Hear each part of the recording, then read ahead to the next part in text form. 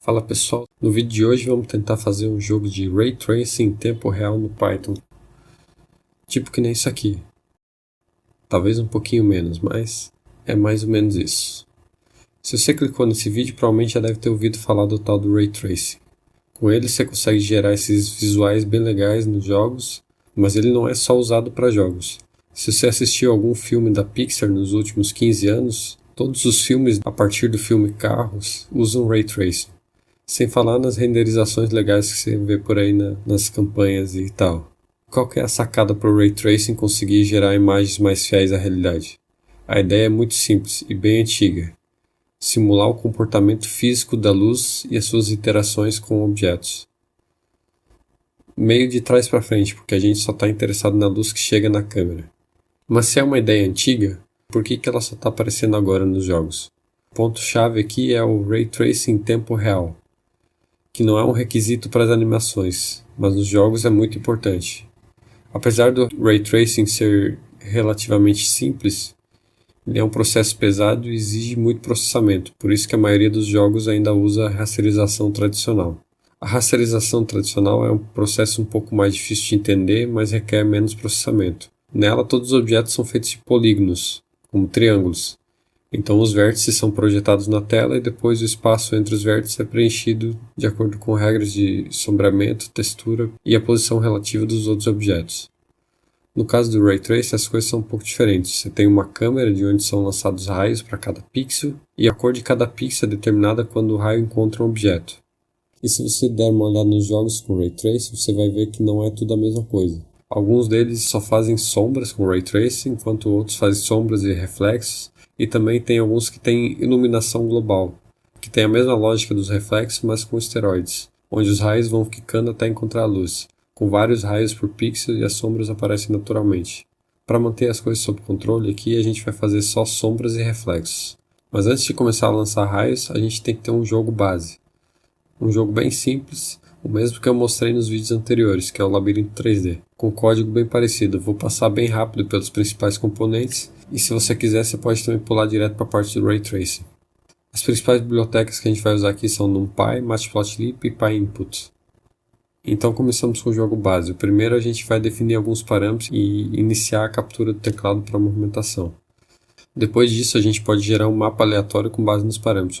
O mapa é criado por um algoritmo de passeio aleatório e retorna as alturas, cores e a refletividade dos blocos, além da saída do labirinto.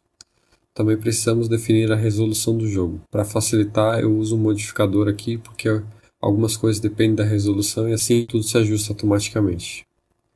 Então agora a gente começa o loop do jogo. Dentro do loop do jogo a gente tem um loop que passa por todas as linhas horizontais da tela e mais um loop que passa por todos os pixels em uma linha horizontal. Para cada pixel a gente vai lançar os raios. Só que antes de entrar na lógica dos raios, ainda vamos terminar a lógica desse jogo base. O que falta aqui ainda é plotar os frames, fazer a movimentação do jogador e checar se ele chegou na saída. A gente tem dois elementos de movimentação do jogador, a entrada do mouse e as entradas do teclado. O mouse pode controlar a rotação do jogador e da câmera, aproximando o ponteiro das bordas da tela, com uma zona morta no centro, ficando parecido com um joystick. Para a movimentação pelo teclado, a gente vai para frente e para trás e vira para os lados com as setas.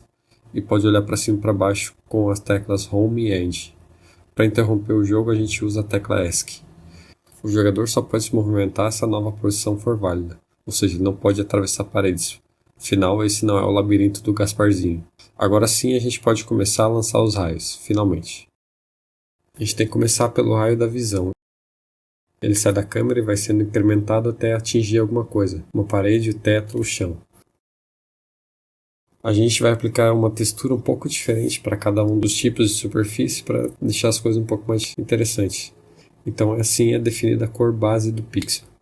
Depois disso, o pixel é escurecido com base na distância dele até a fonte de luz. A função retorna então a cor do pixel, a última posição do raio e a distância até a luz. E com isso a gente tem basicamente o mesmo resultado do vídeo que eu fiz anteriormente, só que com uma leve diferença na iluminação. Agora podemos ir para a parte das sombras. As sombras são calculadas com novos raios que começam na última posição do raio da visão, lá onde ele impactou a superfície, e depois vão em direção à luz.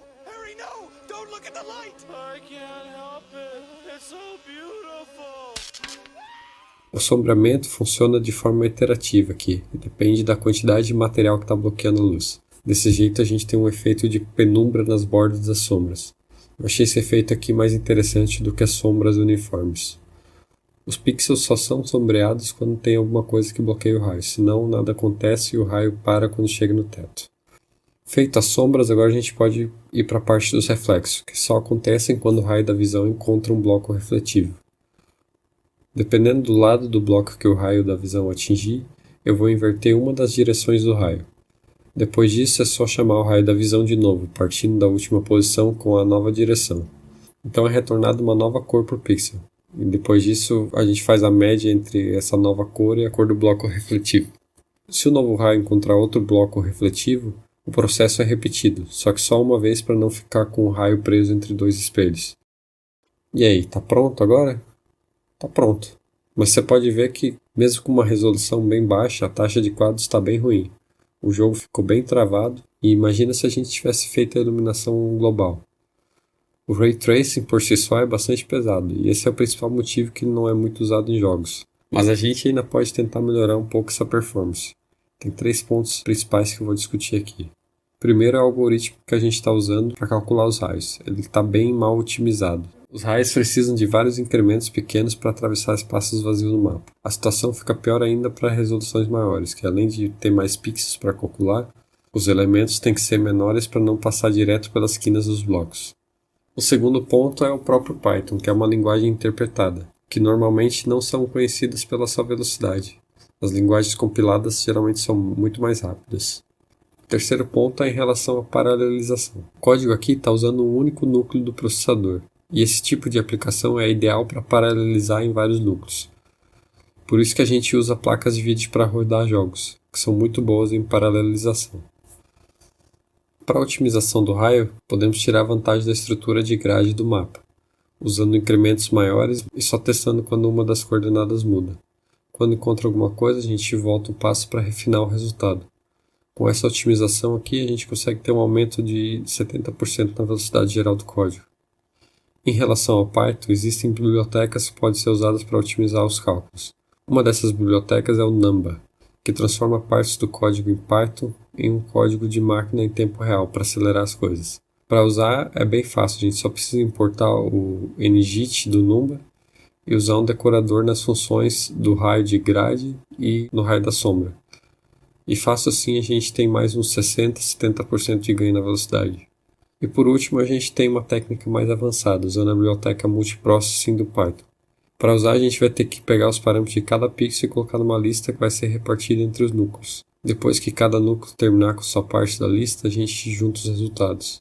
Para isso eu tive que criar uma nova função que recebe os parâmetros de cada pixel e chama os raios. Essa é a função que cada núcleo vai trabalhar. Usando 4 núcleos a gente consegue ter um ganho de 200% na velocidade. E no total então a gente tem até 8 vezes mais frames por segundo. Mas continua aqui entre 7 e 8 frames por segundo para a resolução de 56 por 45 e mais ou menos 2.8, 3 frames por segundo para uma resolução de 112 por 90. Pelo menos no meu computador.